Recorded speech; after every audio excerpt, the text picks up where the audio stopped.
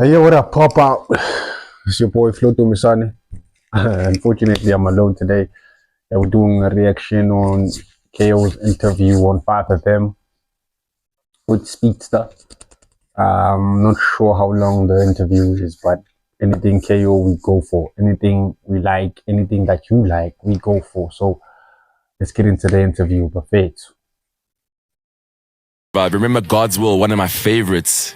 Hey, I wonder who he thinks killed who on that record. Let's ask, who do you think killed who on God's Will? How you doing, big dog? First of all, I'm so sorry. Easy. Welcome to the show. Thank you so much for joining us. Bless up. Now, thank you for having me on the show. Sure. Of course, it's always good, chopping it up with family. Yeah. Familiar faces. It's been a minute. Yes, sir. As far as God's Will, I think it was we chastised each other. So God's Will is a track by VG that features K.O and the great Super Mega RIP. That's the song they're talking about. If you don't know which song it is, then that's the song they're talking about. So now Speedsta is asking who killed who on God's Will. According to me, both of the verses were good. It's just that K.O had a longer verse. That's why a lot of people think that, Super Mega was bodied by K.O. But let's hear his response. Yeah. You know what I mean? Yeah. Because even when we recorded it, God bless those who transitioned. My dog went in first, and I recorded my verse after. But he killed his. He was so clinical, in terms of just how he records, in every session. Just gets in there, do one or two takes, and then he just settles for the one that that's crisp. Sure. It took me. I'm not gonna lie. It took me maybe about a little 30. Really? Recording in there. Damn. Yeah, because I was also just trying to get my diction correct and everything else. Yeah. But the end result, man, I think it set off a fire collab every time we linked up. That was crazy. I was surprised you didn't keep that for yourself. VG, you lucky, dog. I would have kept that for myself. And I actually also made the beat with Afro Traction. Yeah. So it was a beautiful time just to also sort of kind of Yo, I didn't know he produced. I didn't know K.O produced the beat, and actually he produced it with an Afro soul singer, which is Afro Traction. So that's dope. That's news to me. Yo, set precedent to what was about to follow. For sure. And it made sense for me to give that record to VG. Because he was the Teargas DJ at the time. Yeah. Trade DJ. Yeah, so it was a good look for Homeboy. Yeah, nice. Around that time, didn't AKA propose a duo project for you and him that you didn't kind of get to? That happened in 2015. And the first beat he sent me. Yes, crazy. Composure beat. But he didn't have those intentions when he sent it to me. He was like, yo, got this 5 beat. Let's go crazy. This could be the one of the first ones that we do. Not gonna lie, I just didn't see the vision at the time. Why? What was it wrong for you at the time? I think it was more so the way that he handles stuff, the man, he's more for it's very performative, for me. I felt like it was too performative for me in terms of, and he was, obviously he's, again, I'm just, because it's still crazy, I'm speaking about him, he's still here. Sure. A very polarizing, individual, but he led with the action, and I was more so, I've always been more so the more poised guy and stuff like that. So I was worried that it was just it was thrusting me into a position where I'm going to have to try and keep up with that, and that's not who I am. come on, K.O should admit that when Super Mega suggested the collab album, it was when he was still embroiled in deep embroiled in heavy beef with that Casper Nyove. So I think KO was protecting himself there from not joining Super Mega on the joint album, because if they had made a joint album, so obviously the punches to Casper Nyovest would have been made. I think that's why he said he was the more poised guy. He didn't want to be deeply embroiled in the beef, although he ended up being, catching jabs himself within the beef, and then they sorted out with the help of Mosquito. At the time, Yeah. but it obviously ended up making sense for him to link up with.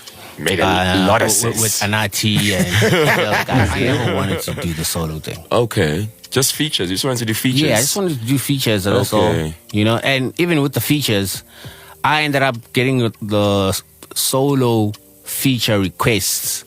And I never really was on that mission, but unfortunately towards the end of the Teargas run, after the last album, Number. Sure. The conversation was already like Ntukza said he wanted to get his thing going as a solo act outside the group. And I mean, you can even ask my E, like, we were devastated. You're like, wait, what do you mean? Yeah. And so very nice for Big Bro to clear the air on that one, because a lot of us assumed he was the one who initiated, the solo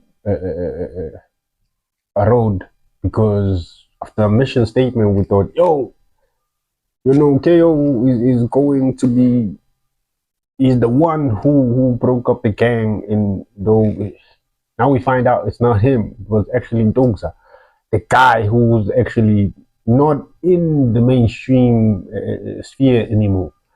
So yeah, shout out to Rodman for clearing the air on that one. And then eventually, unfortunately, like the disconnect started happening, between us. I had just done God's Will. Yes. So I'm like, and then I'm hearing, obviously the chatter now is growing even more. Like, yeah, we want to hear more. Because there was also just a year before that, there was We Rolling, that was going crazy. Yes. So, I mean, obviously, like the request for me to do solo stuff was kind of already there, but I just never really fed it because I was focused on the unit. Sure. Sure. And then, cool. Dog is off the starting blocks, as far as his solo situation. Yeah. So I'm like, okay, cool, we here. Let me try my hand at it as well. So that's just basically how it started. Crazy, bro. I just had to step up. Like, I remember one of my mentors, Chris Galakis at Electromode, passed on 2 years ago. Rest in peace. Yeah. It was when We Rolling was going crazy. Yeah.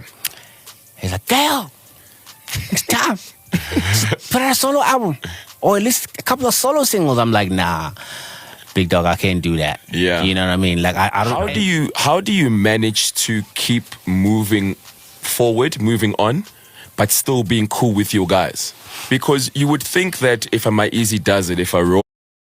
Like let's say shout out to Ntukza for actually giving us KO, because with Ntukza deciding he wanted to be a solo artist, he was the one who gave us the likes of Sete, the likes of Karakara, the likes of Parasiti, the new album, the likes of Super Duper Clean. So so shout out to the guy, man. Yeah. Boy, if a Loki is leaving a Skanderworld or a Cashtime, they're leaving angry. I don't want to speak to KO. I don't want. How do you manage that? Mugs was there, Muesli was there. Muesli was there. Yes. Love. Yes. Bro, for the life of me, I always lead with humility, lead with love, lead with peace, with everyone that I encounter, and even with you mentioning that definitely Ntukza wasn't there, that is not even something to laugh at. For sure. You feel me? Like, because You wish he was there.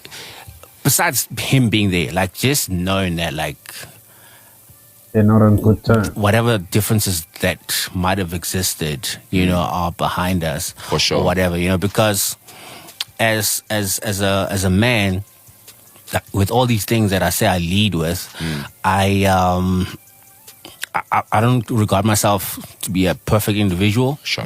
But with every relationship, I try to impart, you know, positive, you know, energy and everything else. So if we end up in a situation where things are irreparable, it's very confusing to me, you know, because I try to do as much as I possibly can to just show love. And if it still ends up, you know, we end up being at odds. Yeah. It's just really discouraging. But at the same time, you just go where you value it, I guess. Yeah. You know, so to me, that's just all I've always been about, that camaraderie, whether we're doing business together or not. Yeah, you know, we're still brothers. Yeah, because all those people that I've encountered in my life, they contributed to who I am, sure. bro. Love they that. poured into me. For you know what I'm sure, saying? yes. So, and I always try to pour into other people as much as I possibly can as well. So I guess maybe with those people that you're still seeing, it's purely because of that principle that I live by. And with the respect is always there. Yes, sir. Nice. From a principle and lesson perspective, in hindsight, is there something you wish you could have accepted sooner regarding that situation rather than later? Are you talking about the Teargas situation? Yes. Nah. Like, the thing is, it was always just love. At least, you know, from my end. It was always just love, and there was never any red flags. I mean, they were there, but it's not really something that like we meditated on. I'm like, you know. Yeah. But you know, we just kept it pushing. You know, we just figured it to be, you know, just group dynamics. But eventually, when things played out the way that they did, it was, I guess, for the better, for everyone's sanity, and yeah, if ever we were to reconcile on some level, shape, or form, I'm always open. You know? Nice. I'm always open. Did you always know you were going to do music for the rest of your life? Good Not question, for the good rest of question. my life. Okay. Right? But thing is, I got into the game for me to be great. You know what I mean? Like that's what brought me into the space. It was never about the superficial stuff, whether we talking, you know, the dollies or just the money and the materialistic things. Yeah. I came in to just make a mark. And I had a chip on my shoulder coming from a small town in Mpumalanga, you know, and like no one out there had ever, you know what I mean, like moved up the ranks to actually make a dent in culture. Piet Retief, ne? Yes, sir. Piet Retief, I remember. You know, so like for me, and still to this day, I still operate with the same mindset, you know, because I just feel like I can't lead with anything else but my greatness. Yes. And my determination to just be someone that when people look back. Shout out to K.O, man, for actually having a fallout with a group and after the fallout, that wasn't his fault to have the catalog he has and the brand following he has. Amen. That means, you know, God was really, you know, really touched him, because even in the group, everybody has always said, let me not say everybody, but personally, I've always thought that, you know, K.O is the one. K.O made the group. It was like Migos. Takeoff was the nigga. Takeoff was the nigga. And you see, after him, there was no more Migos. Yo, God touched your pen, bro, and to see and watch you grow from Teargas to Cashtime life, and then to Scandal World, people leaving you every time, but still you keep your shine on. That means you're not the problem, dog. Just that the rest of the people are the problem, or they just do not fit into your world. If we're talking about like Hall of Famers, you know, I just want my name to be there. Your name is across, there. across all genres. You know what I'm saying? There, Yes. So that's all. That's the only thing that brought me to this space. Like I never, and also,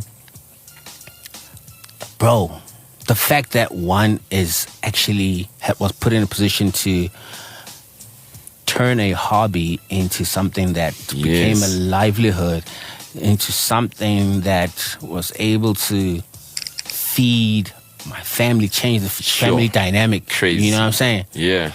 To be one of the people, you know, with a decent bag in, you know what I mean, the family trajectory. You know, we breaking these shackles of poverty and you know, breaking the chain and whatnot. Yeah. And this is through raps, bro. That's Crazy. But I'm sure it took a lot of discipline as well. Hey? Oh, for sure. When are you gonna come be naughty with us one time? just wild out. But remember, like, I mean, you know better. Back in the day, you know what I mean. We used to rock. We all had our moments and our vices and XYZ. But like with maturity, when you're in the space, everything just feels mundane and it just feels like you're on a hamster wheel. So when you first bought when you bought your first car, it was a thrill. Yes. When you buy your first house, when you bag the baddest joint in the club, and you do it again and do it again, it becomes mundane, bro. Tiring, you know what I mean? And to me, that just speaks to, because I'm an adaptive individual, and that's who we are, like, as humans, period. But if a man, and I'm not trying to throw nobody under the bus, if a man gets to his late 40s, 50s, and growing and all the way up, and he cannot pivot and be like, yo, the party can go on. I can show face at the party, but I gotta leave because I gotta go home, whether to your family or to your wife, you know what I mean? It prevents you from, that's why I'm saying I don't want to throw no names, but Diddy, you know, feel me? Like, I don't want to be that guy. For sure. You don't want to be Diddy, It's important for niggas to grow in the game.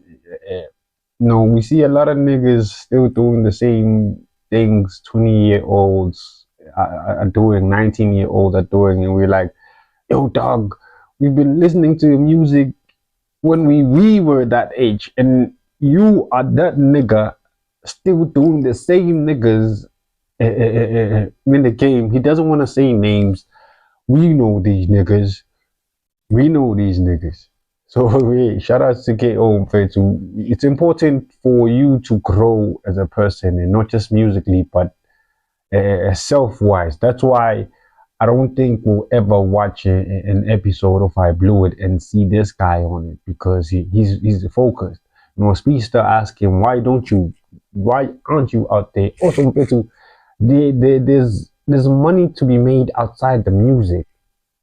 Brand-wise, how are brands going to follow you while you're still acting like a 20-year-old? You know, how are you going to get brand deals, lucrative brand deals? That's why a lot of niggas are starving in the hip-hop game, because they aren't focused on getting the moolah outside the music. You know, they advertise the weed, the drinking, the partying. You know, brands don't want that. You know, brands don't want that, and those are the same guys who be posting their Capital cards for donations in 10 years, 15 years time. You know what I'm saying? So stay out of trouble. I still go to the clubs, I still go to the party, but I'm there because I'm booked. Yes. You feel me? Yes. And I make music that's still pertinent to that space. To that space. But I don't want to just be the guy that's just always turning up in the club. Yeah. Always got a little young thing with me by my side. It just doesn't feed me anymore. It's easy to get misconstrued when you are introverted. I always used to say, if it were possible, people would only know my music and not me. Yes. I get that. I understand that. Because as much as like I wanted to showcase my craft so much, the one thing that doesn't really fuel me is the fact that, you know, I'm known. Yes. That doesn't drive me in any way, shape, or form. That's why I can't post cars, post my house. Yes. I don't want people to know my life because unless it's a sponsored car. Then you have to kind of post. Shout out to Volvo. That's how we ride. Nice. On a music question, on Paradise, your second verse, you can correct me if I'm wrong, like you had different deliveries. Yeah. Performance-wise, I heard a little bit of Kendrick, Tupac, B.I.G. Yeah. Everything is in there. How intentional? Like, how did you come up with that? Because here's the thing, bro. I'm not gonna lie to you. Listening to when I was working on this album, I listened to a lot of stuff that I grew up on. Yeah. So all those names, those are people that like I grew up, like I'm a big Tupac fan. I'm a big Biggie guy, and obviously even recent with Kendrick and stuff. So all those things were running through my mind as I'm crafting the album, you know, and also just dabbling into, you know, nostalgia. You know what I'm saying? Like one of the influences when I was making that record actually was Ntukza. Okay. You feel me? Yeah. I'm like, man, dog did it. You know what I mean? Yeah. Well, I didn't catch that, but you can hear the influences on Paradise. You can hear it. We did a reaction on that. Go plays that reaction. You know, plays the album Parasite is out. Yeah, you can actually hear the influences, but the influences of Ntukza by Juke and the Giselle brothers. Yeah, that's a shocker for me. So that was me trying my hand at that, but obviously I'm more of a elaborate, you know, wordsmith. So it ended up coming out the way that it did. But definitely, especially like the Tupac piece. Yeah, I heard the words there. Yeah. That's me right there, That's bro. me, right? I need that. On that nostalgia perspective as well, you sampled Lebo Matosa on your record Yes, with Sirski. Casper. Yes. Yeah. Your approach on clearing that sample and the lessons of how you used to clear samples, how did you approach clearing this sample? So this one was just, you know, by the book, you know, like how we normally used to do stuff back in the day. So we started the clearing process August last year, I think. And we had to find the composers, the people that contributed. Cool. I mean, it was easy to reach Lebo Matosa's estate. Yeah. You know, because Okay. Universal, because her catalog, I think sits over there. Okay. So getting that over the line was the easier part. So shout outs to her family and everyone else. You I know mean, what what was the conversation with the family? How did that go? Well, I mean, I was not there. This Okay. is something that took place between my publisher Okay. and them. Okay. And, you know, everything was, you know what I mean? Like, it was so smooth, dog. So I gotta tip Nice. my hat off, you know, to them. I remember the album was supposed to come out last year, right? Yeah. So Late last year. So that record was part of that first version of the album. Okay. You feel me? So, and then after that, we were trying to get all the people that contributed, like the musicians, Yes. sessionists that were in there, the writers, the bass guitarists, and XYZ.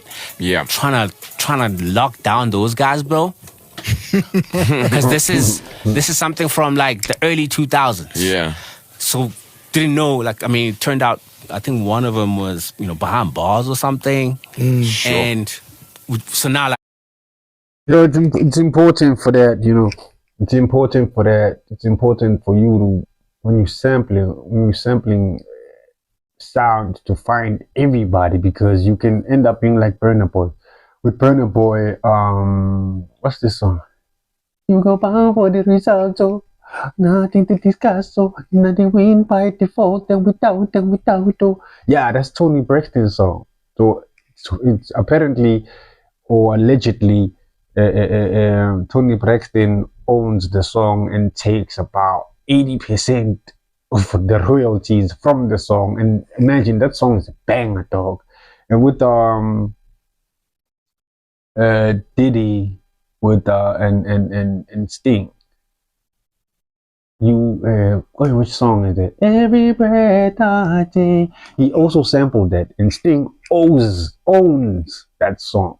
So it's important for musicians to clear these kind of things before you put out the music. And as you can hear from the dude, the album was supposed to come out last year, but due to this is one of the factors because they had to find everybody that contributed to that song, which is Supernova. A music video is also out. Go peep that. Support K.O. Mpumalanga as #1. So yeah, let's go on with the video. How do you navigate around that? Crazy. But eventually, like, just literally, I think maybe like 2 months ago, Yeah. everything was fully, cleared. So nice. it took up quite a process there. Nice. How's the album doing so far? Yeah, the reception and the early reviews, have been quite encouraging. No problem. And also just, it's great when you get calls from people who hardly reach out to you. Yeah. Because they only show up like when you do something that they really, really think is commendable. Yes. So like I've received some calls that I probably last received, not because I don't speak to those individuals, Yeah. but I'm just talking about people that comment on my craft. Like when I show out, the last time they hit me on that type stuff, it's kind of Republic. Wow. Wow. You know what I mean? That's more than 10 years ago. Yeah, so when some of those people, emerge from like shadows, I'm like, Yeah. So I mean, I guess, just by way of what I'm seeing and what I've, just the love that I've received so far. Sure. It's been pretty encouraging. Now the actual work starts. How were you able to manage having a relationship with AKA and Casper and not be involved in the polarizing tension they had? Again, I show love everywhere, bro. And I show respect. And if it's reciprocated, all the better, And I never had no funny vibes with... So, and then that's very important, Vince. I mean, Shabz said it in the song, Inhlonipho iyakuvulela some of the gates just by respect. So just by mutual respect, people will respect you. Ukuzehlisa, being humble and just being yourself and usually not taking sides. It does a lot of good for you because you're able to go to different people for help instead of taking sides for the sake of taking a side and then get burned. Now you can't ask for help from those people because you decided to take a side on something you don't have a clear background on. Dog, why are we fighting actually? And so I think like shout out to him for doing his thing, and not getting himself into things that that don't stick with him or are for him. Shout out to you. AKA never had no funny vibes with Cass. Yeah. They had their own thing going on. And personally, I'm not even clued up like how far deep that goes. So, and I didn't even bother, because that's their situation. So it just, that's just how I always maneuvered. And I was in a privileged position because of that. Sure. I want to do something more compelling, something more cohesive, something more even close to conceptual. That's driven by a theme. And also like I wanted to dissect just the status quo, current affairs, XYZ. Yeah.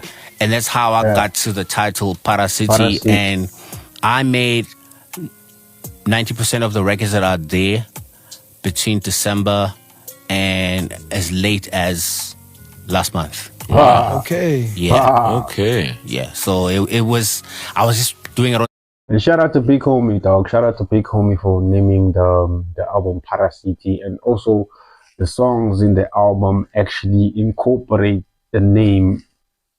And also shout out to him. You know, people would usually look at Ipara as, you know, a drug user, as umutongolile, as, you know, and we forget that these people hustle more than people with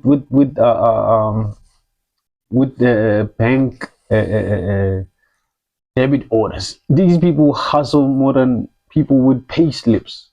You know, Ipara, dog, on average makes more money than most people make in a 9-to-5 job in a day.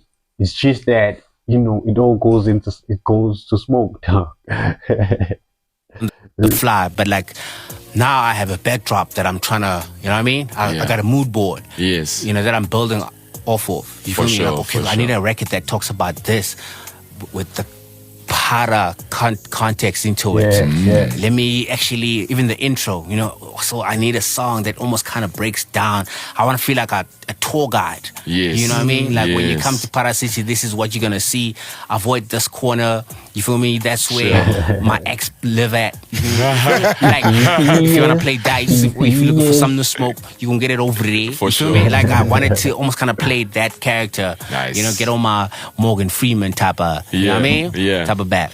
I mean, it's always a pleasure. Just awesome. It's by me trying, in my way of paying it forward, you know, giving culture a way where, I mean, because I think what I do, and having been in the game up until this point, we don't really have a model of how to age in the space. You feel me? Yes. So, Yeah, I mean, a lot of yeah. people that I came in the game, I know you gotta go to ads and stuff. Okay.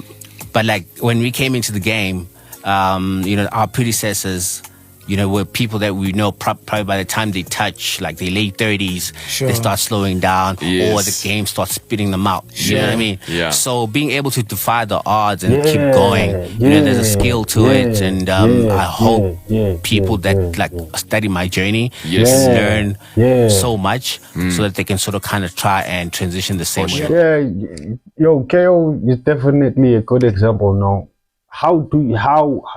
It's him, it's Casper.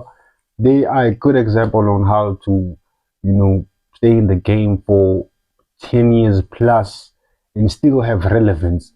You know, K.O has had almost a hit every year.